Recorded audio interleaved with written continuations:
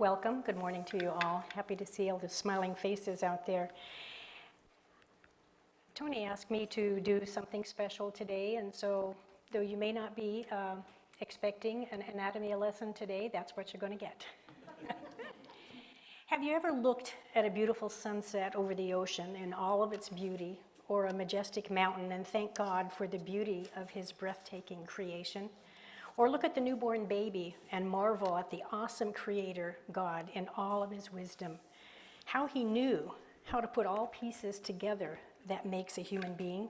How did he know? How long did it take to create a design that is us in his own image that could breathe, talk, think, reason, and love?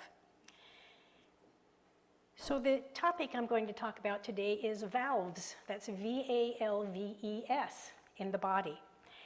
The dictionary describes a valve as any device for halting or controlling the flow of liquid, gas, or other material through a passage, pipe, outlet, or inlet, a hinged lid, or other movable part that closes or modifies the passage in such a device. And in the human anatomy, it's a membranous fold or other structure that controls the flow of fluid as one that permits blood to flow in one direction in the body.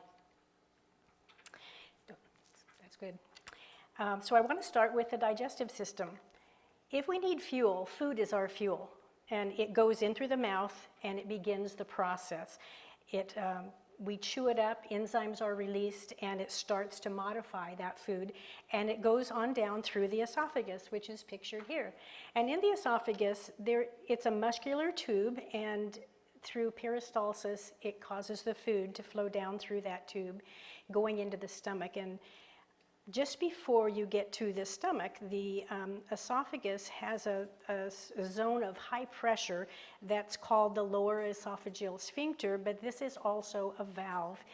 And the purpose of that valve is to keep your stomach contents, which have now become fluid, from going back the other direction. I think we've all had a little heartburn once in a while, and that's because something's happened, that valve's not working quite right. But that's not a pleasant thing to experience, but most of us, we know, most of that fluid stays in our stomachs and continues through to the digestive process. And I'm not going to go into physiology today, just a little bit of anatomy, to think of the wondrous creation that God has done through us. The next topic I want to talk to you about is the renal system, or the urinary system that rids the body of waste material and regulates fluid. And so here we have a picture of, starting with the kidneys, our blood flows through the kidneys, it becomes purified and filters the impurities from the blood, and the fluid waste flows down through the kidneys, through the ureters, into the bladder, which is like a temporary storage reservoir. There are small flaps of mucosa covering the openings of the ureters where they enter the bladder, which is our storage container. And those flaps are valves. Those are one-way valves that prevent that fluid from running back up the ureters into the kidneys. Sometimes in my work, we see women who have kind of severe kidney infections, and it's because of the changes in their body related to pregnancy. Sometimes that fluid runs back up and they get a kidney infection. So God knew what he was doing when he was creating this design, because most of us can go through every day of our life without experiencing those problems. From there, the rest of the system is muscular, smooth muscle and skeletal muscle that allows that fluid to escape from the body.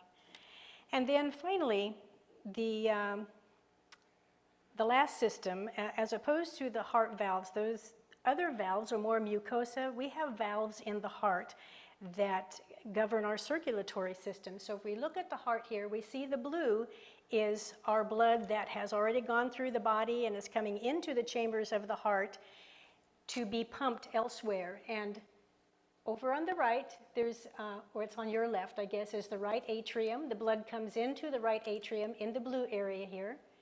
And then it goes into the right ventricle through a tricuspid valve. So you need to go lower where the blue is, Rudy. That's it. And the right atrium contracts, squeezes the blood into the right ventricle, and then the ventricle contracts. And when it does, that tricuspid valve keeps the blood from flowing back up into the atrium. If it did, our heart would not function properly and we would eventually die. And so from the right ventricle, it goes through another valve, up through the pulmonic valve. It goes to the lungs where there's an exchange of oxygen and carbon dioxide, and that's when the blood turns red. And it comes back into the heart again, into the left atrium. And from there, it flows into the left ventricle through the mitral valve, and from the aortic valve to the rest of the body, up through the head and the rest of the body, to take oxygenated blood to our systems. So this circulatory system actually has the greatest number of valves, even though we just looked at 4. As that blood is pumped through your system, it goes to the rest of your body, and it goes out to the small capillaries in your system where it carries oxygen and nutrients. And once it goes there, it needs to go back to the heart to get oxygenated blood again. But because of the way the heart is designed at this point, the pressure from the heart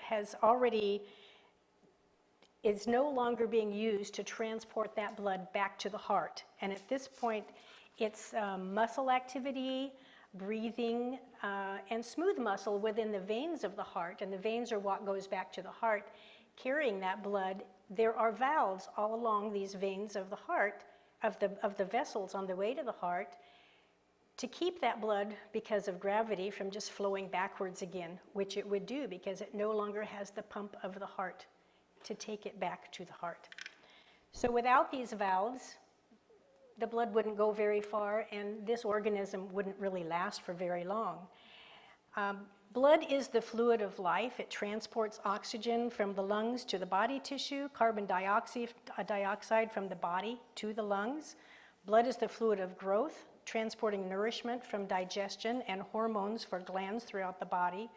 Blood is the fluid of health, transporting disease-fighting substances to the tissue and waste to the kidneys. Because it contains living cells, blood is alive. Red blood cells and white blood cells are responsible for nourishing and cleansing the body.